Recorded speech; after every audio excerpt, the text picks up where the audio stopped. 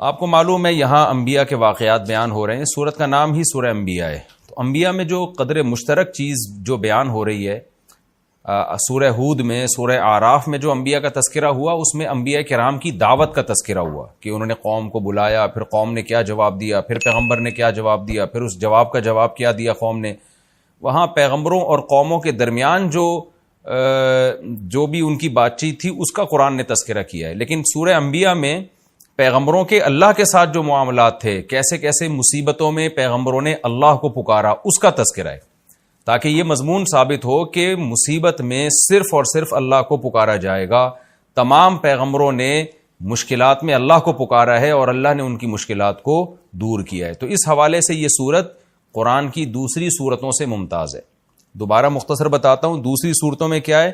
انبیاء کی دعوت، کہ پیغمبروں نے قوم کو کیسے دعوت دی اور قوم نے جواب میں کیا کہا، اور پھر قوم کا انجام کیا ہوا. جبکہ سورہ انبیاء میں جو پیغمبروں کا تذکرہ ہے کہ ان پیغمبروں کا اللہ کے ساتھ کیا معاملہ تھا. ہاں، یہاں دعوت کا بھی تذکرہ ہے، لیکن دعوت کا تذکرہ کم ہے.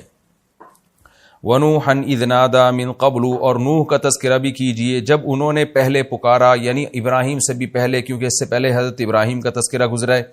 فَاسْتَجَبْنَا لَهُ، ہم نے نوح کی پکار کو سنا. 950 سال نوح علیہ السلام نے دعوت دی اور سخت اذیت دی گئی نوح علیہ السلام کو.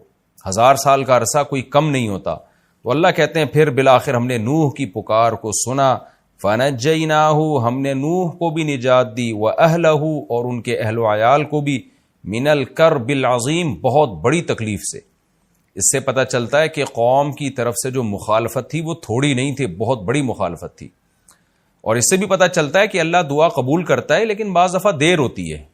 ایک مقولہ ہے نا کہ اللہ کے ہاں دیر ہے اندھیر نہیں ہے. تو نوح علیہ السلام تو کب سے دعائیں مانگ رہے ہوں گے، لیکن 950 سال کے بعد جا کے اللہ نے نوح علیہ السلام کو اس بدبخت قوم سے اللہ نے نجات دی. وَنَصَّرْنَاهُ مِنَ الْقَوْمِ الَّذِينَ كَذَّبُوا بِآيَاتِنَا، اور ہم نے مدد کی نوح کی اس ایسی قوم سے جو ہماری آیتوں کو جس نے جھٹلایا تھا. انہم کانوا قوم سوء، اللہ کہتے ہیں واقعی بڑی بری قوم تھی. فاغرقناہم اجمعین، ہم نے ساری قوم کو تباہ و برباد کر دیا، غرق کر دیا. وداؤد وسلیمان، اور اے نبی آپ داؤد اور سلیمان کا بھی تذکرہ کیجئے. اذ یحکمان فی الحرث، جب وہ دونوں ایک کھیتی کے بارے میں فیصلہ کر رہے تھے.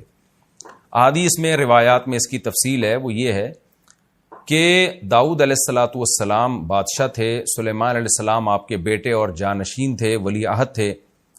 آپ کے پاس ایک کیس آیا کہ ایک بکریوں کا ریوڑ پورا گھس گیا ایک کھیت میں اور بہت نقصان پہنچایا اس نے کھیت کو. اب جو کھیت کا مالک تھا وہ کیس لے کر آ گیا داؤد علیہ السلام کے پاس کہ بھئی اس کی بکریاں میرے کھیت میں گھسی ہیں اور مجھے نقصان ہوا ہے تو میرے نقصان کی تلافی کی جائے. تو بکریوں کا مالک بھی پہنچ گیا. تو داؤد علیہ السلام نے قیاس کے مطابق فیصلہ کیا، سیدھا سیدھا. وہ فیصلہ یہ تھا کہ بھئی بکریوں نے جتنا نقصان پہنچایا ہے، کیونکہ یہ غلطی بکریوں کے مالک کی ہے، اس کا کام تھا اپنے ریوڑ کی حفاظت کرنا، اس نے حفاظت نہیں کی، بکریوں نے گھس کے کھیت میں جو نقصان پہنچایا تو تمام کا تمام تاوان یہ بکریوں کا مالک بھرے گا. لیکن کمال کی بات یہ تھی کہ وہ تاوان اتنا زیادہ آ رہا تھا جو بکریوں کی ریوڑ کی قیمت کے برابر تھا. یعنی اتنا فصلوں کو نقصان ہو گیا تھا کہ اس فصل سے جو آمدن ہوتی وہ بکریوں کی قیمت کے برابر تھی. لہذا طے یہ ہوا کہ سلیمان حضرت داؤد نے یہ طے کیا کہ بھئی اب پوری بکریاں ہی اٹھا کے اس کو دے دی جائیں، یعنی ریوڑ پورا ہی اس کو دے دیا جائے. یعنی ظاہر اب قیمت دو یا بکریاں دے دو، بات ایک ہی ہے. تو اب یہ فیصلہ 100% انصاف پر مبنی تھا، لیکن اس میں بکریوں کے مالک کا نقصان بہت زیادہ تھا. بکریوں کے مالک کا اس میں بہت زیادہ نقصان تھا کہ اس کا پورا ریوڑ ہی جا رہا ہے. تو حضرت سلیمان علیہ السلام نے صلح کا راستہ اختیار کیا. انہوں نے فرمایا کہ نہیں، ہمارا مقصد یہ ہے کہ ہم جو کھیت کا مالک ہے اس کے نقصان کی تلافی بھی ہو. اصل مقصد تو یہ ہے، بکریوں کے مالک کو نقصان پہنچانا ہمارا مقصد نہیں ہے، بلکہ ہمارا بنیادی مقصد یہ ہے کہ جو کھیت میں جو نقصان ہوا ہے کسان کا یا زمیندار کا، وہ اس نقصان کی تلافی ہو جائے.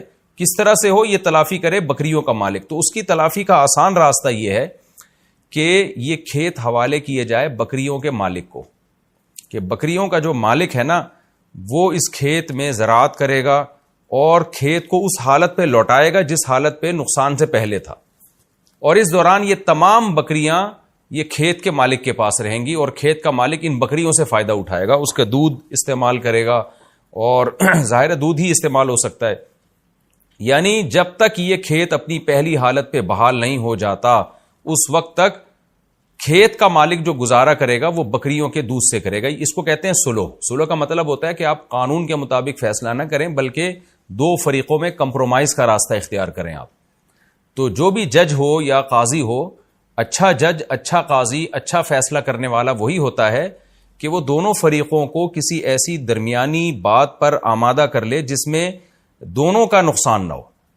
تو داؤد علیہ السلام کا فیصلہ بھی حق پر مبنی تھا، لیکن اس میں بکریوں کے مالک کا نقصان بہت ہو رہا تھا، تو اس لیے داؤد علیہ السلام نے کیا کیا، سلیمان علیہ السلام نے صلح کا راستہ اختیار کیا کہ بھئی ہمارا مقصد تو یہ ہے کہ کھیت کے مالک کا جو نقصان ہوا ہے اس کی تلافی ہو جائے، تو تلافی ڈالی جائے بکریوں کے مالک کے ذمہ۔ اس سے کہا جائے بھئی تم ہمیں ویسا ہی کھیت کر کے دو جیسا پہلے تھا، اس میں تمہاری محنت لگے گی، لیکن اس محنت کے بدلے میں تمہاری بکریاں محفوظ ہو جائیں گی، تمہاری جو کئی سالوں کی کمائی ہے کہ ساری بکریاں اٹھا کے ہم کسی کو دے دیں وہ بچ جائے گی۔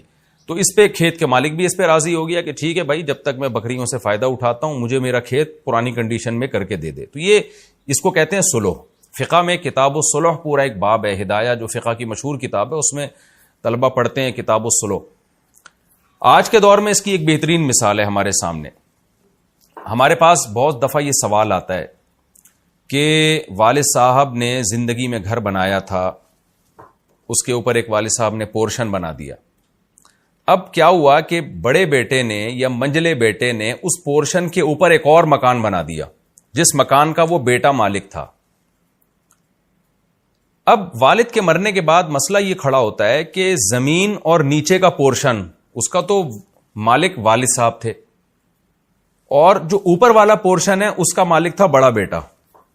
اب شریعت یہ کہتی ہے، قانون یہ کہتا ہے، مفتی جب فتویٰ دے گا تو یہ فتویٰ دے گا کہ بھائی اوپر والا پورشن جس بیٹے کا ہے، چونکہ وہ زمین کا مالک نہیں ہے، حتیٰ کہ مکان کی چھت کا بھی وہ مالک نہیں ہے جو نیچے والا مکان ہے، تو شرعی طور پر اس کی حیثیت یہ بنتی ہے کہ اوپر والے شخص نے نیچے والی زمین کو عاریتن لیا ہوا ہے، یعنی استعمال کے لیے لیا ہوا ہے۔ بھائی میں آپ کو اپنی بائک دیتا ہوں استعمال کے لیے، میں آپ کو اپنی گاڑی دیتا ہوں استعمال کے لیے، تو جو اپنی کوئی بھی چیز استعمال کے لیے کسی کو دیتا ہے اسے ہر وقت حق ہوتا ہے کہ وہ اپنی چیز واپس لے لے، چاہے وہ 100 سال کے لیے بھی دے، لیکن عاریتن دیا ہے نا تو حق ہے۔ میں آپ کو اپنی گاڑی دیتا ہوں استعمال کے لیے، بائک دیتا ہوں، میں کہتا ہوں جی میں نے آپ کو 20 سال کے لیے دی ہے، لیکن کل میرا دماغ گھوم جاتا ہے، میں کہتا ہوں جی واپس کرو، مجھے نہیں، یہ تو کیونکہ ایک تبرع ہے نا، احسان ہے، تو جب چاہیں آپ اپنی زمین واپس لے لیں، اپنی گاڑی واپس لے لیں۔ تو جیسے آپ کسی کو سواری کے لیے اپنی گاڑی دیتے ہیں تو عاریتن آپ کسی کو اپنی زمین بھی دے سکتے ہیں کہ بھئی یہ میری زمین ہے، اس پہ چاہو اپنا گھر بنا لو۔ اب کسی شخص نے آپ کی زمین پہ اپنا گھر بنا لیا تو آپ کو شریعت ہر وقت یہ حق دیتی ہے کہ آپ کسی بھی وقت اس سے کہہ سکتے ہو مجھے اپنی زمین چاہیے اور یہ مکان خالی، یعنی گھر توڑ کے لے جاؤ، اپنا ملبہ اٹھاؤ یہاں سے، یہ شرعی طور پہ حق ہے۔ تو جب بھی آپ کسی کے گھر پہ اپنا گھر بناتے ہیں تو خوب سمجھ لیں، جو نیچے کا جس کا پورشن ہے، جس کے پاس لینڈ ہے، جس کے پاس زمین ہے، اس کو یہ حق ہے کہ وہ کسی بھی ٹائم پہ آپ کو کہہ سکتا ہے کہ یہ مکان اوپر توڑ تاڑ کے لے جاؤ، میری زمین اور میری چھت مجھے خالی کر کے دو، یہ شرعی طور پر اس کو حق ہے۔ اب جب وراثت میں ہمارے پاس اس طرح کا مسئلہ آتا ہے تو ہم جواب لکھتے ہیں، وہ یہی اکثر مفتیان کرام جواب لکھتے ہیں کہ بھئی یہ جو اوپر والا جس نے پورشن بنایا ہے نا، اب نیچے والے وارثین اگر چاہتے ہیں کہ وہ یہ آرڈر دے دیں اوپر والے کو کہ بھئی یہ ہماری چھت خالی کرو اور یہ تم نے جو بنایا تھا یہ توڑ کے واپس لے جاؤ، تو ان کو یہ حق ہے۔ لیکن آپ کو پتہ ہے اس میں اوپر والے کا نقصان بہت ہے، اس نے لاکھوں روپے لگا کے ایک فلیٹ بنایا اور فتویٰ یہ دیا جا رہا ہے کہ جی توڑ کے لے جاؤ، تو پھر مفتی صلح کا راستہ یہ ایسی صورت میں اختیار کرتا ہے، جو ہم کرتے رہتے ہیں، لوگوں کو بتاتے رہتے ہیں کہ بھئی دیکھو، بجائے اس کے کہ آپ جس بھائی نے اوپر کا پورشن بنایا تھا اب اس کو توڑنے کا آرڈر دیا جائے گا، آرڈر دیں گے تو اس کو توڑنا پڑے گا، لیکن اس میں اس کا نقصان بہت ہے، تو ہم کوئی ایسی صورت اختیار کر لیتے ہیں جس میں اس کا بھی نقصان نہ ہو اور نیچے والوں کا بھی نقصان نہ ہو، تو اس میں پھر صلح کا راستہ اختیار کیا جاتا ہے۔ پھر یہ کہا جاتا ہے بھائی یہ دیکھا جائے کہ اوپر والے گھر اگر نہ ہوتا تو اس پورے مکان کی قیمت کیا ہوتی، اوپر والا گھر بننے کی وجہ سے اس پورشن کی قیمت کیا یعنی اس پورے مکان کی قیمت میں کتنا اضافہ ہوا ہے، تو آپ ایسا کریں کہ اوپر والے بھائی کو وہ قیمت دے کے وہ مکان اس سے لے لیں آپ، اور وہ وراثت میں اس کو شامل کر لیں. تو یہ بھی صلح کا راستہ ہے، اس میں نہ اوپر والے کو نقصان ہوا نہ نیچے والے کو نقصان ہوا، اور توڑنے میں تو سب کا نقصان ہے. تو بعض دفعہ شرعی قانون ایک طرف رہنمائی کر رہا ہوتا ہے، لیکن جو ماہر مفتی ہوتے ہیں یا ماہر قاضی ہوتے ہیں وہ صلح کا راستہ اختیار کرتے ہیں تاکہ دونوں فریقوں میں سے کسی کو بھی نقصان نہ ہو اور جو مقصد تھا نقصان سے بچانا وہ حاصل ہو جائے.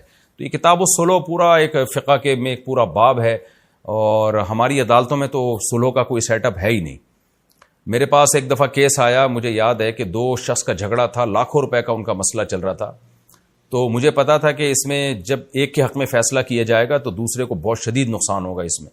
تو وہاں اکثر ہم بھی صلح کا راستہ اختیار کرتے ہیں کہ بھئی کچھ دو کچھ لو کی پالیسی اختیار کر کے اس پھڈے کو ختم کرو. تو یہ راستہ ہمیں اختیار کرنا چاہیے. تو یہاں بھی اللہ تعالیٰ نے حضرت سلیمان علیہ السلام کی تعریف اس لیے کی کہ داؤد علیہ السلام نے جو فیصلہ کیا وہ بھی شریعت کے مطابق برحق فیصلہ تھا، لیکن سلیمان علیہ السلام نے کمپرومائز کا راستہ اختیار کیا کہ بھئی بکریوں کے مالک نے جان کر تو بکریاں نہیں بھیجی نا جنہوں نے کھیت تباہ کر دیا. تو ٹھیک ہے قانونی لحاظ سے تو ساری بکریاں اس کو دینی پڑیں گی کھیت کے مالک کو، لیکن اس میں بیچارے کا نقصان کتنا ہے. تو کیوں نہ ہم کوئی کمپرومائز والا راستہ اختیار کریں، اس کو بھی نقصان نہ ہو اور جو کھیت کا مالک ہے اس کے نقصان کی تلافی بھی ہو جائے. تو آج بھی بہت سے لوگوں کو نا بس وہ ٹو دا پوائنٹ بات کرنے کی عادت ہوتی ہے، اور وہ ایسے فیصلے کرتے ہیں کہ وہ سوسائٹی میں اس فیصلے کو لوگ قبول نہیں کرتے. تو جو حکمت پر مبنی لوگ ہوتے ہیں، جو حکیم ہوتے ہیں، حکمت والے ہوتے ہیں، وہ کوشش یہ کرتے ہیں کہ ایسا فیصلہ سنایا جائے جو دونوں کے لیے سوٹیبل ہو. تو قرآن نے یہی بتایا کہ وَدَاوُودَ وَسُلَيْمَانَ، اور داؤد اور سلیمان کا بھی تذکرہ کیجئے. اِذْ يَحْكُمَانِ فِي الْحَرْثِ، جب دونوں ایک کھیتی کے بارے میں فیصلہ کر رہے تھے. اِذْ نَفَشَتْ فِيهِ غَنَمُ الْقَوْمِ، جب قوم کی بکریاں اس میں، یعنی قوم سے مراد لوگوں کی بکریاں، کوئی خاص فرد تھا وہ مراد ہے، یعنی وہ ایک قوم ہی کا فرد تھا نا، وہ ان کی بکریوں کا ریوڑ اس میں گھس گیا. وَكُنَّا لِحُكْمِهِمْ شَاهِدِينَ، اور ہم سلیمان اور داؤد کے فیصلے کو دیکھ رہے تھے کون اس میں کیا فیصلہ کرتا ہے. فَفَهَّمْنَاهَا سُلَيْمَانَ، ہم نے سلیمان کو سکھا دیا، وہ سلیمان کے دل میں ہم نے ڈال دیا کہ اس طرح سے کرنا ہے. تو اللہ حضرت سلیمان کی تعریف اور یہ اس صلح کے راستے کی تعریف اللہ تعالیٰ اس لیے کر رہے ہیں تاکہ اس امت کی رہنمائی ہو کہ امت بھی ہمیشہ صلح کے راستے کو اختیار کرے، صرف فیصلے تھوپنے والا کام نہ کرے.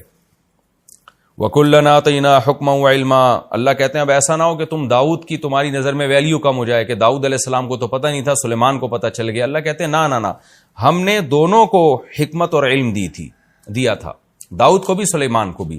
لیکن بعض دفعہ ایسے ہوتا ہے کہ اسپیسیفک کسی خاص واقعے میں کسی کی توجہ چلی جاتی ہے، کسی کی نہیں جاتی. تو اللہ کہتے ہیں داؤد بھی حکمت والے اور علم والے تھے، سلیمان بھی حکمت والے اور علم والے، لیکن اس واقعے میں ہم نے سلیمان کو زیادہ سیدھے راستے کی طرف رہنمائی کی. وَسَخَّرْنَا مَعَ دَاوُودَ الْجِبَالَ، اور ہم نے داؤد کے ساتھ پہاڑوں کو مسخر کر دیا. اچھا، اس پچھلے واقعے میں ایک سبق یہ بھی ملتا ہے کہ قرآن کہتا ہے کہ ہم نے سلیمان کو زیادہ اچھا سمجھایا، لیکن پھر قرآن داؤد علیہ السلام کی توہین سے بھی ہمیں بچا رہا ہے کہ تم یہ نہ سمجھو کہ داؤد کے پاس علم اور حکمت نہیں تھا، وہ بھی بڑے حکمت والے اور علم والے تھے. اس میں بھی اس طرف اشارہ ہے کہ بعض دفعہ ایک کم درجے کا شخص، اس کی توجہ کسی اچھے فیصلے کی طرف چلی جاتی، اور جو زیادہ ذہین ہوتا ہے، زیادہ علم والا ہوتا ہے، اس کی توجہ نہیں جاتی. تو اس سے یہ ثابت نہیں ہو جاتا کہ جس کے دماغ میں اچھا خیال آیا وہ ہر لحاظ سے پہلے سے برتر ہے. بعض دفعہ ہوتا ہے کہ آپ زیادہ ذہین ہے اور دوسرا کم درجے کا ذہین ہے، لیکن اس کم درجے کے ذہین کی توجہ چلی گئی اور آپ کی توجہ نہیں گئی. تو اس سے اس کم درجے والے کو یہ نہیں سمجھنا چاہیے کہ جی میں بہت ذہین ہوں یا میرے پاس علم زیادہ ہے. یہ جزیات ایسی ہیں کہ احیاناً اس طرح ہو جاتا ہے کہ ایک کم علم والے کی توجہ چلی جاتی ہے، زیادہ علم والے کی توجہ نہیں جاتی. وَسَخَّرْنَا مَعَ دَاوُودَ الْجِبَالَ، اللہ کہتے اور ہم نے داؤد کے ساتھ مسخر کر دیا تھا پہاڑوں کو. یسبحنا، کیسے مسخر کیا کہ پہاڑ بھی تسبیح بیان کیا کرتے تھے. دوسرے مقام پہ ہے نا قرآن میں، یا جبال اوبی معہ والطیر، اے پہاڑوں تم بھی داؤد کے ساتھ اللہ کی حمد و ثنا کرو، اور اے پرندوں تم بھی کرو. تو پہاڑ بھی تسبیح بیان کرتے تھے. دیکھیں قرآن سے پتہ چلتا ہے کہ اس کائنات کی ہر چیز اللہ کی تسبیح بیان کرتی ہے. سورہ نور میں ہے وَإِن مِّن شَيْءٍ إِلَّا يُسَبِّحُ بِحَمْدِهِ، ہر چیز اللہ کی تسبیح بیان کرتی ہے. تو سوال پیدا ہوتا ہے کہ جب ہر چیز تسبیح بیان کرتی ہے تو یہاں داؤد علیہ السلام کی کیا خصوصیت ہوئی کہ ہم نے پہاڑوں کو مسخر کیا اور وہ بھی تسبیح کرتے تھے؟ تو اس سے صاف پتہ چلتا ہے کہ ویسے تو ہر چیز بزبان حال اللہ کی تعریف کر رہی ہے، لیکن جو داؤد علیہ السلام کا معجزہ تھا وہ یہ تھا کہ باقاعدہ سبحان اللہ الحمدللہ کی پہاڑوں سے آوازیں آیا کرتی تھی. یہ معجزہ تھا داؤد علیہ السلام کا کہ داؤد علیہ السلام جب زبور تلاوت کرتے یا اللہ کی حمد و ثنا کرتے تو پہاڑوں سے بھی لا الہ الا اللہ کی اور پرندوں سے بھی لا الہ الا اللہ کی آوازیں آنا شروع ہو جایا کرتی تھی. وَكُنَّا فَاعِلِينَ، اللہ کہتے ہیں اور یہ سارے کام ہم کر رہے تھے. یہ بھی ایک اشکال کا جواب ہے کہ پہاڑ کیسے اللہ کی تسبیح بیان کر رہے ہیں، پرندے کیسے کر رہے ہیں؟ تو اللہ کہتے ہیں پرندہ نہیں کر سکتا زبان کے ذریعے کہ وہ زبان انسان کی سمجھ میں آئے، پہاڑ نہیں بول سکتا، لیکن یہ سارے کام ہم کر رہے تھے. اسی سے علماء نے استدلال کیا ہے کہ جتنے بھی معجزے پیغمبروں سے صادر ہوتے ہیں ان کا اصل فاعل اللہ ہوتا ہے، پیغمبر نہیں ہوتے. تو اس لیے اللہ کہہ رہے ہیں سارے کام میں کر رہا تھا، داؤد نہیں کر رہے تھے یہ سارے کام، کہ ان کے حکم پر پہاڑوں کا سے جو آواز آئی ہے تو یہ آواز ہم نے نکالی ہے پہاڑوں سے. وَعَلَّمْنَاهُ صَنْعَةَ لَبُوسٍ لَكُمْ، اللہ کہتے ہیں ہم نے داؤد کو سکھایا صنعۃ لبوس. لبوس کی تشریح میں کر چکا ہوں ترجمے میں. زرہیں جو جنگی لباس ہوتے ہیں نا، سر سے پاؤں تک انسان لوہے کا لباس پہن کے وہ ڈھک جاتا ہے، پھر دشمن کے لیے آپ کو تلوار تیر کے ذریعے نقصان پہنچانا بہت مشکل ہوتا ہے. تو اللہ کہتے ہیں ہم نے اے لوگو تمہارے لیے، یعنی اے بنی اسرائیل یا اے اہل اسلام تمہارے لیے، تمہارے کا مطلب ان کا فائدہ ہم سب اٹھا رہے ہیں. جب زرہیں ایجاد ہو گئیں تو سب نے فائدہ اٹھایا اس کا. تمہارے لیے ہم نے یہ سب صنعت داؤد کو سکھائی. لِتُحْصِنَكُم مِّن بَأْسِكُم، تاکہ یہ زرہیں تمہیں تمہاری لڑائیوں میں محفوظ کریں. تو داؤد علیہ السلام کو اللہ نے زرہیں بنانا بھی سکھایا. فَهَلْ أَنْتُمْ شَاكِرُونَ، اللہ کہتے ہیں بتاؤ اب تم شکر ادا کرو گے. اس آیت سے یہ بھی پتہ چلتا ہے کہ دنیاوی علم کی بھی اللہ کی نظر میں بڑی ویلیو ہے. اب یہ زرہیں بنانا اور پہننا یہ جنگوں میں ڈیفنس کے کام آتی ہے یہ چیز. تو اللہ نے داؤد علیہ السلام کو یہ سب چیزیں سکھائیں تاکہ آپ جنگ میں اپنا دفاع مضبوطی سے کر سکیں. تو آج بہت سے لوگ افراط و تفرید کا شکار ہیں. کچھ لوگ دین کے علم کی ان کی نظر میں ویلیو ہی نہیں ہے، یہ ہمارا لبرل طبقہ ہے. اور کچھ لوگ صرف دین کے علم ہی کو علم مانتے ہیں، دنیا کے علم کو کوئی حیثیت ہی نہیں دیتے. یہ بھی غلو کا شکار ہیں. تو قرآن میں جہاں دین کے علم کی فضیلت ہے وہاں دنیاوی علم کی بھی فضیلت ہے. ظاہر ہے تو دنیا کا علم تھا نا، زرہیں بنانا اور جنگوں میں استعمال کرنا. تو جو بھی قوم اپنے ڈیفنس کے لیے محنت کرتی ہے، کوشش کرتی ہے، ٹیکنالوجی میں ترقی کرتی ہے، اس زمانے کی یہ ٹیکنالوجی ہی تھی. کیونکہ قرآن میں دوسرے مقام پر آتا ہے وَقَدِّرْ فِي السَّرْدِ، ہم نے لڑیاں جوڑنا سکھائیں داؤد علیہ السلام کو. کیونکہ یہ ایسے ہی دیسی طریقے سے نہیں ہوتا کہ جی ایک پلیٹ لا کے ادھر ویلڈنگ کر دی، ادھر ویلڈنگ کر کے آپ نے ایک خول چڑھا لی اپنے اوپر. بازو ہیں آپ کے، جوائنٹس ہیں آپ کے، اس کو موو کرنا ہے. یہ تو قدر فی السرد، اللہ کہتے ہیں ہم نے ان کو لڑیوں کو جوڑنا سکھایا داؤد علیہ السلام کو. تو اس طرح سے انہوں نے زرہیں بنائی تاکہ جنگوں میں ہمارے کام آئیں. آگے اللہ فرماتے ہیں وَلِي سُلَيْمَانَ الرِّيحَ، اور ہم نے سلیمان کے لیے ہوا کو مسخر کر دیا عاصفۃً، بڑی طوفانی ہوا تھی. اچھا قرآن میں ایک جگہ آتا ہے کہ رخاء، نرم ہوا تھی، اور ایک جگہ آتا ہے تیز ہوا تھی، عاصفہ تیز ہوا. تو علماء نے تطبیق دی ہے کہ وہ رفتار کے لحاظ سے تیز تھی لیکن اسموتھ ہونے کے اعتبار سے وہ نرم تھی. کیونکہ تیز ہوا ہلا دیتی ہے انسان کو، ڈرا دیتی ہے انسان کو، اٹک پٹک کر دیتی ہے. تو اسپیڈ کے لحاظ سے تیز تھی، اتنی تیز کہ مہینوں کا سفر دنوں میں ہونا شروع ہو گیا. اور لیکن نرم اتنی کہ جیسے ہم جہاز میں جب سفر کرتے ہیں نا تو کیسے اسپیڈ کے ساتھ جا رہا ہوتا ہے لیکن کوئی جھٹکے نہیں آتے، کوئی انسان ہلتا جلتا نہیں ہے اس میں. تو اس لحاظ سے وہ ہوا نرم تھی سلیمان علیہ السلام کے لیے. تجری بامرہ الی الارض التی بارکنا فیہا، یہ ہوائیں چلتی تھیں سلیمان کے حکم سے اس زمین کی طرف جس زمین میں ہم نے برکت رکھی ہے، یعنی ارض شام، بیت المقدس. سلیمان علیہ السلام کا مرکز اور داؤد علیہ السلام کا جو مرکز تھا خلافت کا وہ بیت المقدس تھا، فلسطین تھا. وہاں سے آپ پوری دنیا میں ٹریولنگ کرتے تھے تو اس کے لیے آپ کو ایک تخت اللہ نے دیا جو ہوا میں اڑتا تھا، اور ہوائیں پوری فوج کو اور جنات شیاطین کو لے کے جہاں چاہتی بہت اس رفتار کے ساتھ وہ ہوائیں آپ کے تخت کو پہنچا دیا کرتی تھی. وَكُنَّا بِكُلِّ شَيْءٍ عَالِمِينَ، اور اللہ کہتے ہیں ان تمام چیزوں کو ہم جانتے تھے کہ ہم نے سلیمان کو کیا کیا نعمتیں دی ہیں. اور کیوں دی ہیں، یہ سب چیزوں کا ہمیں علم تھا. یعنی جس کا علم کامل ہوتا ہے تو وہ کام وہ کرتا ہے جو حکمت پر مبنی کام ہوتے ہیں. تو یعنی ہمارے تمام کام حکمت پر مبنی کام تھے. وَمِنَ الشَّيَاطِينَ، اللہ کہتے ہیں اور ہم نے سرکش جنات، شیطان کا اطلاق سرکش جناتوں پر ہوتا ہے. تو یہاں شیطان سے ابلیس مراد نہیں ہے بلکہ سرکش جنات ہم نے وہ بھی مسخر کر دیے سلیمان کے لیے. من، وہ جنات تھے یغوصون لہو، جو سلیمان کے لیے غوطے لگاتے. جیسے روایات میں اور قرآن میں ہے کہ سمندر کے اندر غوطے لگاتے. کیوں لگاتے؟ سمندر کے اندر سے نایاب موتی، ہیرے، جواہرات نکالتے تاکہ سلیمان علیہ السلام کی معیشت اس سے مضبوط ہو. یہ بھی اگر آپ دیکھیں کہ معدنیات کا کسی ملک میں نکلنا اس ملک کی معاشی ترقی کے لیے بہت مفید ہے. اس کا ثبوت قرآن سے بھی ہے. تو سلیمان علیہ السلام کی حکومت کو اللہ مضبوط کرنے کے لیے کیا اللہ نے کیا کہ جنات کو آپ کے تابع کر دیا. وہ سمندر کی تہ میں جا کے ہیرے جواہرات نکالتے. اس سے بھی پتہ چلتا ہے کہ دنیاوی اسباب اختیار کرنا یہ نہ توکل کے خلاف ہے نہ شریعت کے خلاف ہے. ورنہ سلیمان علیہ السلام کو کیا ضرورت تھی کہ سمندروں میں غوطے لگوا کے وہاں سے ہیرے جواہرات نکالیں، موتی نکالیں.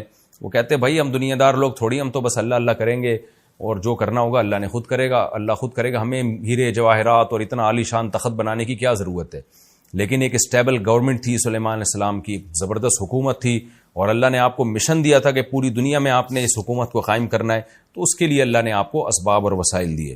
آگے اللہ فرماتے ہیں وَيَعْمَلُونَ عَمَلًا دُونَ ذَلِكَ، اور اس کے علاوہ بھی بہت سارے اعمال یہ شیاطین کیا کرتے تھے. دوسرے مقام پہ آتا ہے، وہ جب ہم وہاں پہنچیں گے تو وہاں میں اس کا تفصیلی تذکرہ کروں گا کہ وہ جنات سلیمان علیہ السلام کی جو فوجیں تھیں نا، ان کے لیے بڑے بڑے دیگڑے بنایا کرتے تھے تاکہ وہ فوجی بیرکوں میں جا کے اس میں کھانا کھائیں.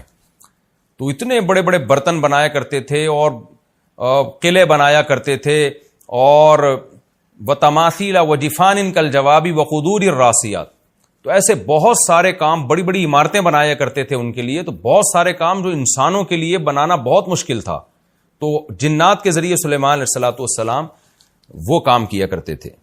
آگے اللہ فرماتے ہیں وَكُنَّا لَهُمْ حَافِظِينَ. سوال پیدا ہوتا ہے اتنے بڑے بڑے سرکش جنات سلیمان کے تابع کیسے ہو گئے؟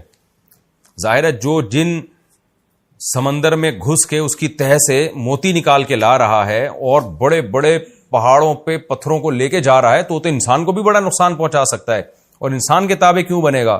اس کا اللہ نے جواب دیا وَكُنَّا لَهُمْ حَافِظِينَ. ان جنات کی حفاظت ہم کر رہے تھے. حفاظت کا مطلب پہرا ہم دے رہے تھے کہ وہ سرکش نہ ہونے پائیں. اس سے پتہ چلتا ہے کہ آج کے عاملین جو کہتے ہیں نا ہم نے جناتوں کو تابع کیا ہوا، یہ جھوٹ بولتے ہیں. جنات کو تو اللہ نے تابع کیا تھا، سلیمان علیہ السلام کے لیے مسخر کیا. تو تبھی تو قرآن اشکال کا جواب دے رہا ہے کہ اتنے پاورفل جنات انسان کے فرما بردار کیسے بن گئے. تو اللہ کہتے ہیں وہ خود تھوڑی بنے، کنا لہم حافظین، ہم حفاظت کر رہے تھے ان کی، ہم نے ان کو ہلنے نہیں دیا، سلیمان کا روب ان کے اوپر ڈال دیا.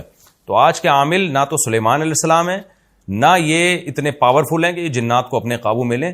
حقیقت یہ ہے کہ جنات نے ان کو اپنے قابو میں لیا ہوا ہوتا ہے اور پھر ان سے الٹے الٹے کام جنات کروا رہے ہوتے ہیں. وَأَيُّوبَ إِذْ نَادَىٰ رَبَّهُ. اللہ کہتے ہیں ایوب کا بھی تذکرہ کیجئے، ان کی بھی پکار ہم نے سنی. اذ نادى ربه، جب انہوں نے اپنے رب کو پکارا. انی مسنی الضر، اے اللہ مجھے بیماری پہنچی ہے. وانت ارحم الراحمین، تو رحم کرنے والوں میں سب سے زیادہ رحم کرنے والا ہے. دیکھیں ایوب علیہ السلام کئی سال کسی خطرناک اور تکلیف دہ بیماری میں پڑے رہے. وہ بیماری کیا تھی اس کا ہمیں حدیث میں تذکرہ نہیں ملتا، جو بھی تھی لیکن تکلیف دہ بیماری تھی. اسی بیماری میں کہا جاتا ہے کہ ایک وبا پھیلی جس میں ایوب علیہ السلام کے اہل و عیال کا بھی انتقال ہو گیا. آپ کو اللہ نے خوب اولاد دی تھی، ساری اولاد اسی وبا میں، یا تو وبا تھی کہ سارے اہل خانہ اس کی لپیٹ میں آئے، یا وبا نہیں تھی، ویسے ہی کوئی بیماری کی وجہ سے سارے اہل و عیال کا انتقال ہو گیا. صرف آپ کی ایک زوجہ بچی تھی جنہوں نے آپ کی بڑی خدمت کی. جیسے کہ سورہ سعد میں آتا ہے کہ حضرت ایوب حدیث میں بھی اس کی تفصیل ہے کہ ایوب علیہ السلام کی زوجہ نے بہت صبر کیا اپنے شوہر کی بیماری پہ، کئی سال اپنے شوہر کی خدمت کرتی رہیں. لیکن ایوب علیہ السلام چونکہ اتنا عرصہ بیمار تھے، جب انسان بیمار ہوتا ہے اس کی طبیعت میں تھوڑا سا چڑچڑا پن پیدا ہو جاتا ہے. تو ان کی زوجہ سے ایک دن آپ کی خدمت میں کچھ کوتاہی ہوئی. حضرت ایوب علیہ السلام کو غصہ آیا، آپ نے فرمایا میں ٹھیک ہو گیا تو تجھے 100 کوڑے ماروں گا میں. لیکن بعد میں آپ کو ندامت ہوئی کہ بھئی یہ میری بیوی تو بڑی نیک ہے، اس نے بیماری میں اتنی خدمت کی ہے. جب ٹھیک ہو گئے نا تو اب پریشان کہ اللہ میں تو اپنی قسم اور پیغمبر قسم کے بھی کبھی بڑا خیال کرتے ہیں کہ میں کیسے اس خدمت گزار بیوی کو جو ہے 100 کوڑے ماروں. اب اپنی قسم کو دیکھتے اور اپنی بیوی کو دیکھتے تو اللہ نے آپ کو ہیلا بتایا, وَخُذْ بِيَدِكَ ضِغْثًا فَاضْرِب بِهِ وَلَا تَحْنَثْ. اے ایوب تو اپنی زبان کی بھی لاج رکھ, قسم بھی پوری کر لے. اور ہم قسم پوری کرنے کا طریقہ بتاتے ہیں کہ ایک جھاڑو لے جس میں 100 تنکے ہوں, ایک ہی دفعہ بیگم کو مار دے بس. تو بیگم کو بھی پتا ہو کہ بھئی اللہ نے ہیلا بتایا تاکہ قسم میں بری ہو جائیں. تو ایوب علیہ السلام نے ایسا ہی کیا. تو اللہ نے حضرت ایوب علیہ السلام کی زوجہ کی بھی رعایت کی اور ایوب علیہ السلام کی بھی رعایت کی. باقی سارا خاندان حضرت ایوب علیہ السلام کا وفات پا گیا. تو آپ کو تنہائی محسوس ہوتی تھی, لیکن اس طویل بیماری میں اور ان تنہائی کے ایام میں اولاد جب آپ سے چھین لی گئی, سب کی موت واقع ہو گئی, تو ایوب علیہ السلام صبر کرتے رہے. تو قرآن نے ایوب علیہ السلام کے بارے میں فرمایا انا وجدناہ صابرا, ہم نے بڑا صبر والا پایا. آج تھوڑی سی پریشانی آتی ہے, خودکشی کی باتیں, منہ سے غلط باتیں. ایوب علیہ السلام کی ساری اولاد کا انتقال ہو گیا اور تنہا ہو گئے, صرف ایک زوجہ بچی تھی جو خدمت کرتی تھی, اور طویل عرصہ بیماری میں. تو قرآن کہتا ہے پھر ایوب نے ہمیں پکارا, انی مسنی الضر, اے اللہ مجھے بہت مصیبت پہنچ چکی ہے. یعنی پیغمبر کا بھی صبر ایک انتہا کو پہنچتا ہے اور اللہ بھی اتنا آزماتا ہے. اے اللہ میں بہت مشکل میں ہوں. وَأَنْتَ أَرْحَمُ الرَّاحِمِينَ, تو رحم کرنے والوں میں سب سے زیادہ رحم کرنے والا, یعنی تو مجھ پہ ترس کھا. دیکھیں دعائیں تو ایوب علیہ السلام اس وقت سے ہی مانگ رہے ہوں گے نا جب سے بیمار ہیں. پیغمبر تو دعائیں مانگنے میں بخل تھوڑی کرتے ہیں, لیکن یہ وہ دعا ہے جو بہت ہی عاجزی کے ساتھ نکلی. مسنی الضر, بیماری کا لفظ نہیں کہا کہ مجھے بیماری پہنچی ہے, مطلب مصیبت پہنچی ہے مجھے بہت زیادہ, اور تو مجھ پر رحم کر. تو اللہ کہتے ہیں فاستجبنا لہ, ہم نے ان کی دعا کو قبول کیا. اللہ چاہتے پہلے دن قبول کر لیتے, لیکن اللہ اپنے نیک بندوں کو بعض دفعہ طویل آزمائش میں ڈالتے ہیں اور پھر اللہ ان کی دعاؤں سے اس آزمائش کو دور کرتے ہیں. اللہ فرماتے ہیں فاستجبنا لہ, ہم نے ایوب کی دعا کو قبول کیا. فکشفنا ما بہ من ضر, جو مصیبت ان کو پہنچی تھی وہ ہم نے ان سے دور کر دی. کشف کا معنی جیسے بادل چھٹ جاتے ہیں نا, تو کشف کا معنی ایسے کھول دینا. وَآتَيْنَاهُ أَهْلَهُ, اور ہم نے ان کو ان کا اہل لوٹا دیا, یعنی گھر والے لوٹا دیے. وَمِثْلَهُمْ مَعَهُمْ, اور ان گھر والوں جتنے اور زیادہ. اب اس کی دو تفسیریں کی گئی ہیں کہ اس آیت کا کیا مطلب ہے. ایک مطلب تو یہ بیان کیا گیا ہے کہ جو گھر والے ان کے انتقال کر گئے تھے, جو اولاد ان کی دنیا سے چلی گئی تھی, اللہ نے ان کو دوبارہ زندہ کر دیا اور اس جیسی مزید اولاد دے دی اللہ نے. یعنی آپ کی نسل میں اللہ نے ڈبل اضافہ کر دیا تاکہ اور آپ کا گھر آباد ہو جائے اور آپ کو اولاد مل جائے. تو یہ بھی مطلب بیان کیا گیا, لیکن زیادہ راجح مطلب دوسرا ہے. وہ یہ ہے کہ اللہ نے آپ کو, جو بچے مر گئے تھے ظاہر ہے وہ تو مر گئے, اللہ کا قاعدہ یہی ہے کہ جو موت جس کو آ جاتی ہے اللہ دوبارہ زندہ نہیں کرتے. لیکن ایوب علیہ السلام کی تنہائی دور کرنے کے لیے اللہ نے بہت جلدی آپ کو اتنی ہی اولاد اور دے دی. وَمِثْلَهُمْ مَعَهُمْ, اور ان جیسی مزید دے دی. یعنی پہلے جتنے آپ کی اولاد تھی اب اس سے ڈبل اولاد اللہ نے آپ کو دے دی. تو یہ بھی اللہ کی بہت بڑی نعمت. تو اس سے بھی آپ اندازہ لگائیں تو کہ اللہ تعالیٰ تو خاندان کے بڑے ہونے کو بہت بڑی نعمت قرار دے رہا ہے, اولاد کے دگنے ہونے کو اور زیادہ اولاد ہونے کو اتنی بڑی نعمت قرار دے رہا ہے کہ ایوب علیہ السلام کی اللہ نے ایسے پکار سنی کہ ان کے اہل چھین لیے تو اللہ نے اور زیادہ اولاد آپ کو دے دی. اور آج فیملی پلاننگ والے کیسا دماغ خراب کیا ہوا انسانوں کا, اور ہمارے پڑھا لکھا طبقہ کیسا فطرت کا باغی ہو گیا اور ان نعروں سے کتنا متاثر ہے, اور اپنے گھروں کو ان لوگوں نے نسل روک کے کیسا بے رونق کر دیا ہے. میں بار بار جب جاتا ہوں نا مالداروں کے گھروں میں, جب بھی میں جاتا ہوں مالداروں کے گھروں میں اور بڑے بڑے بنگلے دیکھتا ہوں اور دیکھتا ہوں ان کے ایک آدھ سے زیادہ بچہ نہیں ہے, تو مجھے بار بار یہ آیت یاد آتی ہے, نسوا اللہ فانساہم انفسہم, یہ اللہ کو بھول گئے, اللہ نے ان کو اپنے فائدے کی چیزیں بھلا دی. تو ان کے گھروں کی رونقیں ختم ہو گئی, محبتیں ختم ہو گئی, نسل روک روک کے. بس ایک ہی چیز دماغ میں خناس بھر گیا ہے کہ پیسہ پیسہ پیسہ پیسہ پیسہ, نسل روکو تاکہ پیسہ بچاؤ ورنہ بھوکے مر جائیں گے. تو اس کا عذاب ان کے اوپر یہ آیا ہے کہ نہ ان کے داماد ہوتے ہیں, نہ ان کی بہویں ہوتی ہیں, نہ بڑھاپے میں ان کے پوتے نواسے ہوتے ہیں, بس ایک آدھ بچہ اور ہزار ہزار گز کے بنگلے اور دیواریں ان کو کھا رہی ہوتی ہیں. تو یہ اللہ نے کتنا بڑا فضل کیا کہ ہمیں اسلام کی نعمت دی اور ہمیں ہدایت دے دی تاکہ ہم ان مغرب کے ان زہریلے ناروں سے متاثر نہ ہو. یہ بڑے زہریلے نعرے ہیں جو بڑے میٹھے شیرے میں رکھ کے نا لالی پاپ ہمیں دی جا رہی ہے، اور یہ بتایا جا رہا ہے کہ یہ تمہارے فائدے کی چیزیں، حقیقت میں اس سے آپ کا خاندان تباہ ہو رہا ہے، آپ کی محبتیں تباہ ہو رہی ہیں۔ تو ایوب علیہ السلام کے پر اللہ نے کتنا بڑا احسان کیا، اللہ کہتے ہیں ہم نے مزید اولاد بھی دی اور اس سے جتنی تھی اس کا ڈبل کر کے دے دی ہم نے اولاد۔ آگے اللہ فرماتے ہیں وَآتَيْنَاهُ أَهْلَهُ وَمِثْلَهُمْ مَعَهُمْ رَحْمَةً مِّنْ عِنْدِنَا، یہ سب کام ہم نے اس لیے کہ اپنی طرف سے رحمت کرتے ہوئے، کیونکہ ایوب نے کہا تھا اے اللہ تو ارحم الراحمین ہے۔ تو ایک عام شخص جب رحم کرتا ہے تو زیادہ زیادہ وہ رحم یہ کرتا ہے کہ تکلیف دور کر دے گا آپ کو، لیکن اللہ جب رحم کرتا ہے تو صرف تکلیف دور نہیں کرتا بلکہ اس مزید نعمتیں دے کے اس کی تلافی بھی کر دیتا ہے۔ آگے اللہ فرماتے ہیں ہم نے یہ رحمت کے لیے کیا، وَذِكْرَى لِلْعَابِدِينَ، اور جو ہمارے عبادت کرنے والے غلامی کرنے والے لوگ ہیں ان کی نصیحت کے لیے ہم نے یہ کام کیا۔ ذکرہ کا معنی نصیحت، تاکہ ایوب علیہ السلام کا واقعہ جب وہ پڑھیں تو جو ہمارے عبادت گزار فرمانبردار لوگ ہیں انہیں نصیحت ہو جائے کہ دیکھو خدا آزماتا ہے، اگر اس آزمائش میں آپ نے صبر کیا تو کیسی نعمتیں اللہ نیک لوگوں کو دیتا ہے، تاکہ ان کو ہمیشہ کے لیے نصیحت ہو جائے۔ آگے اللہ فرماتے ہیں وَإِسْمَاعِيلَ وَإِدْرِيسَ وَذَا الْكِفْلِ، اور آپ اسماعیل، ادریس اور ذوالکفل کا بھی تذکرہ کیجیے۔ حضرت ذوالکفل کے بارے میں صحیح احادیث میں ہمیں زیادہ معلومات نہیں ملتی، بس اتنا ہے کہ قرآن کے سیاق و سباق سے پتہ چلتا ہے کہ یہ بھی کوئی پیغمبر تھے۔ کل من الصابرین، اللہ فرماتے ہیں سب صبر کرنے والے تھے۔ اسماعیل علیہ السلام کا صبر تو مشہور ہے کہ کیسے ان کی گردن پہ چھری رکھی، انہوں نے کہا صبر کروں گا میں۔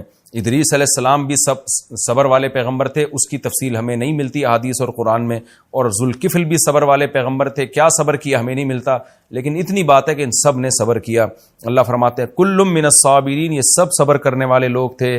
وَأَدْخَلْنَاهُمْ فِي رَحْمَتِنَا، ان سب کو ہم نے اپنی رحمت میں داخل کیا۔ إِنَّهُمْ مِنَ الصَّالِحِينَ، یہ سب کے سب نیک لوگوں میں سے تھے۔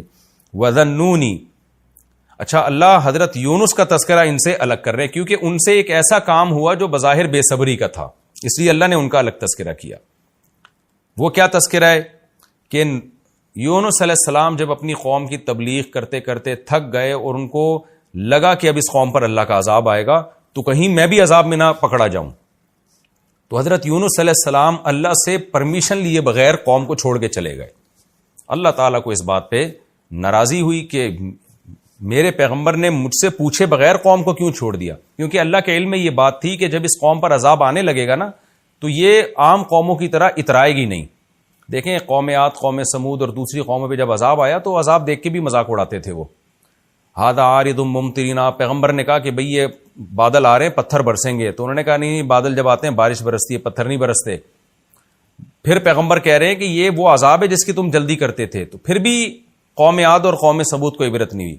لیکن یونس علیہ السلام کی قوم وہ خوش قسمت قوم تھی کہ جب انہوں نے عذاب آتا دیکھا نا بادل تو وہ ڈر گئے، ان کو لگا کہ بھئی یہ خدا کا عذاب ہے۔ یونس علیہ السلام نے کہا تھا اور وہ ہم علاقہ بھی چھوڑ کے چلے گئے، اب تو واقعی عذاب آ رہا ہے، تو فوراً وہ توبہ کرنے لگے، پوری قوم گڑ گڑانے لگی۔ تو اللہ کے علم میں چونکہ یہ بات پہلے سے تھی کہ یہ قوم ہدایت پا جائے گی، ایمان لے آئے گی، تو اس لیے اللہ تعالیٰ کو یونس علیہ السلام کا قوم کو ایسے چھوڑ کے جانا پسند نہیں آیا۔ لیکن یونس علیہ السلام کا مقصد خدا کی نافرمانی نہیں تھی، یونس علیہ السلام پر اللہ کے خوف کا غلبہ تھا، اللہ کی خشیت کا غلبہ تھا۔ حالانکہ آپ کو پتا تھا کہ اللہ پیغمبروں کو عذاب نہیں دیتا، لیکن اللہ کا خوف، اللہ کا جلال، اللہ کا عذاب ایسی چیز ہے کہ پیغمبر، جیسے حدیث میں آتا ہے نا جب ذرا سی بارش تیز یعنی بادل آتے، ہوائیں چلتی، ہمارے نبی پر ایک خوف طاری ہو جایا کرتا تھا۔ تو یونس علیہ السلام کا بھی معاملہ ایسے ہوا۔ وَذَنُّونِ، اللہ فرماتے ہیں نون والے مچھلی والے کا بھی تذکرہ کریں۔ اذ ذهب مغاضبا، جب وہ غضبناک ہو کے گیا، کس سے غضبناک ہوا؟ قوم سے۔ فظن، اور وہ یہ سمجھ بیٹھا، اللہ نقدر علیہ، کہ ہمیں یونس پر قدرت ہی نہیں ہے۔ دیکھیں یہ قرآن کی بلاغت ہے، یہاں لفظی ترجمہ تو یہ ہوگا کہ یونس یہ سمجھے کہ ہمیں اللہ کو ان پر قدرت ہی نہیں ہے، حالانکہ پیغمبر یہ سمجھ ہی نہیں سکتے نا، تو یہ بلاغت ہے، یہ ہم عام محاوروں میں بھی استعمال کرتے ہیں کہ جب کوئی شخص یہ سمجھتا ہے نا کہ فلاں مجھے عذاب ہی نہیں دے گا، تکلیف ہی نہیں دے گا، تو ہم کہتے ہیں کہ یہ سمجھتا ہے کہ گویا اس کو اس پہ قدرت ہی نہیں ہے۔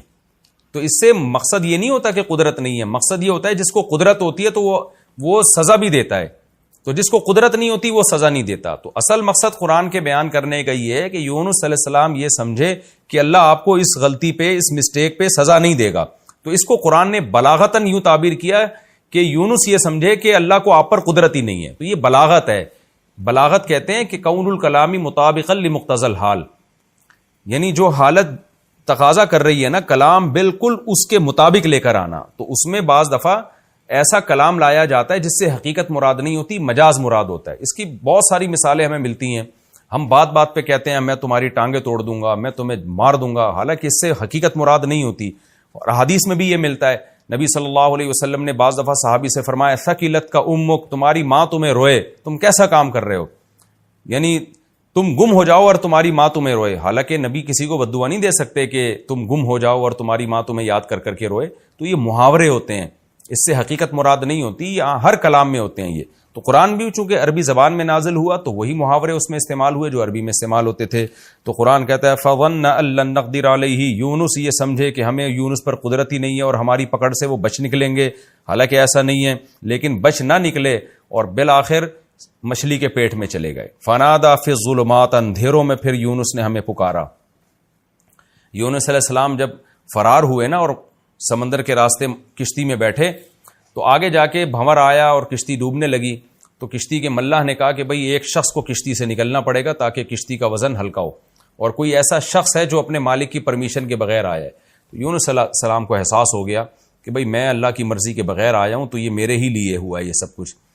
تو یونس علیہ السلام نے ارادہ کیا کہ وہ کشتی سے اتر جاتے ہیں، سمندر میں چھلانگ لگا لیتے ہیں. لیکن قوم نے کہا کہ نہیں، ہم قرآن اندازی کریں گے، اور قرآن اندازی میں حضرت یونس ہی کا نام آیا. تو یونس علیہ السلام کو کشتی سے کیسی بڑی آزمائش، آپ دیکھیں سمندر کی موجوں میں کوئی چلا جائے تو کتنی بڑی آزمائش ہے. تو یونس علیہ السلام نے سمندر میں آپ میں چھلانگ لگائی، مچھلی منہ کھول کے کھڑی ہوئی تھی، مچھلی نے آپ کو نگل کے سمندر کی تہ میں لے گئی. اب قرآن کہتا ہے کئی اندھیروں میں اللہ نے یونس علیہ السلام کو وحی نہیں کی کیا یونس تو نے غلطی کی ہے، نہ نہ نہ، یونس علیہ السلام کو خود احساس ہو گیا. تو اس سے پتہ چلتا ہے نیک لوگوں کے ساتھ جب کوئی ایسا کام ہو رہا ہو نا جو ان کی آزمائش ہو تو ان کو احساس ہو جاتا ہے کہ ہم سے کوئی غلطی ہوئی ہے جس کی ہمیں سزا مل رہی ہے. تو یونس علیہ السلام جب اندھیروں میں گئے ہیں، یعنی ایک مچھلی کے پیٹ کا اندھیرا، سمندر کی تہ کا اندھیرا اور رات کا اندھیرا، تو یہ تمام اندھیرے مل گئے. یونس علیہ السلام نے پھر مچھلی کے پیٹ میں پکارا، ان کو احساس ہو گیا کہ مجھ سے کوئی غلطی ہوئی ہے، اور کہا کہ لا الہ الا انت، اے اللہ تیرے سوا کوئی عبادت کے لائق نہیں، یعنی میں صرف تجھی کو پکاروں گا. سبحانک، تو ہر عیب سے پاک ہے. کیا مطلب میرے ساتھ جو تو نے یہ معاملہ کیا کہ مجھے سمندر کی تہ میں پہنچا دیا، کشتی سے نکلوا دیا، تو یہ میرا قصور ہے، تیرا قصور نہیں ہے، کیونکہ تو عیب سے پاک ہے. انی کنت من الظالمین، اور ظالم میں ہی ہوں. تو یہ بھی توبہ کا ایک طریقہ ہوتا ہے کہ اپنی غلطی کا اعتراف کر لینا. اللہ فرماتے ہیں فاستجبنا لہ، ہم نے یونس کی پکار کو سنا. کتنی بڑی فضیلت ہے دعاؤں کی. آج سارا زور لوگوں نے وظیفوں پہ اور روحانی ٹوٹکوں پہ لگایا ہوا ہے، دعائیں مانگنے کا رواج ختم ہو گیا. یونس علیہ السلام نے لا الہ الا انت سبحانہ کی تسبیح نہیں پڑھی تھی وہاں بیٹھ کے، وظیفے کے طور پہ نہیں پڑھا تھا، دعا مانگی تھی اللہ سے. ایوب علیہ السلام نے اللہ سے دعا مانگی، زکریا علیہ السلام نے اللہ سے دعا مانگی. تو آج دعاؤں کو فوکس نہیں کر رہے لوگ. اللہ کہتے ہیں ہمیں پکارا، ہماری حمد و ثنا کی، فاستجبنا لہ، ہم نے یونس کی پکار کو قبول کیا. وَنَجَّيْنَاهُ مِنَ الْغَمِّ، اور جس غم میں یونس مبتلا تھے، کتنا بڑا غم، کیسا خوف، سمندر کے بیچ میں جائیں کیسا خوف ہوتا ہے. وہ اللہ کہتے ہیں ہم نے یونس کو اس غم سے نجات دی. کیسے نجات دی؟ دوسرے مقام پر آتا ہے کہ مچھلی آئی اور سمندر کے کنارے ایسے اگل دیا مچھلی نے آپ کو، اور پھر اللہ نے آپ کے قریب ایک درخت پیدا کر دیا، فوراً اس درخت کی چھاؤں میں آپ کو سکون ملا. پھر اللہ کہتے ہیں ہم نے ان کو آپ کی قوم کی طرف دوبارہ بھیجا.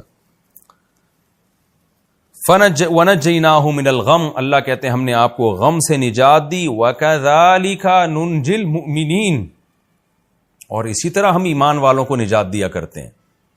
کیا مطلب؟ جن کا خدا پہ ایمان ہوتا ہے. بے ایمانوں کو نہیں، بے ایمانوں کی دعائیں قبول نہیں ہوتی. آج تو ہماری دعائیں بے اثر ہو گئی ہیں. اس کی وجہ یہ ہے کہ ہمیں اللہ پر ایمان ہی ختم ہو گیا ہے. ہم تو ٹرائی کر رہے ہوتے ہیں کہ قبول ہو گئی تو ٹھیک ہے، نہیں ہوئی تو چلو مانگنے میں کیا جا رہا ہے. تو دعاؤں میں وہ جان اور وہ طاقت ہمارے ختم ہو چکی ہے. تو اللہ نے فرماتے ہیں وَكَذَلِكَ نُنْجِي الْمُؤْمِنِينَ، ہم ایمان جو ہم پر اعتماد کرتے ہیں، ایمان لاتے ہیں، اس طرح سے ہم ان کو نجات دیتے ہیں. یعنی تمام ناکامیوں کے اسباب کے ہوتے ہوئے ہم ان کو کامیاب کر دیتے ہیں.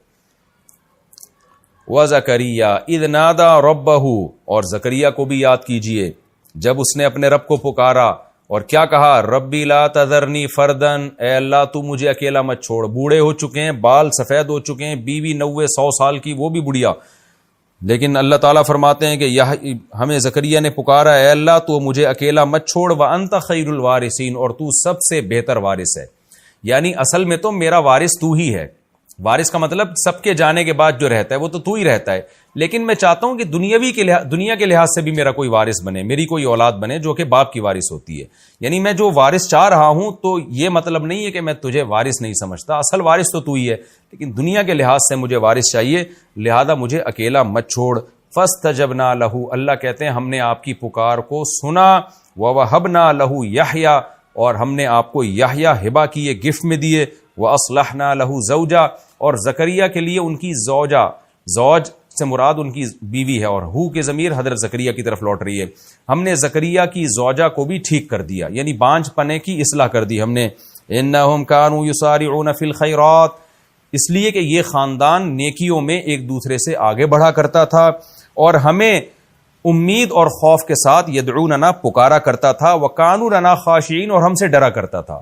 تو اس کی برکت سے اس خاندان پر ہم نے احسان کیا اور بڑھاپے میں ان کو ہم نے اولاد دی. وقت ہمارا مکمل ہو چکا ہے. ہیلو گائز اگر ویڈیو پسند آئے تو ویڈیو کو لائک اور چینل کو سبسکرائب ضرور کریں.